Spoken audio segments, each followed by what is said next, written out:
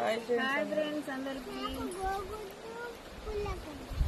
కోడిగుడ్డు పులిహోర చేయాలంట అమ్ములకైతే. ఇక మేమైతే తోటలోకి వచ్చినాం, అన్నం తింటున్నాం.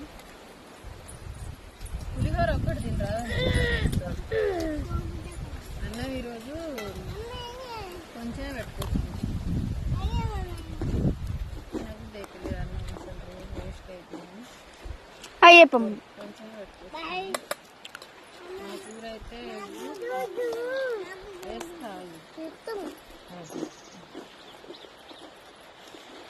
ఎగ్గు దొండకాయ ఫ్రై.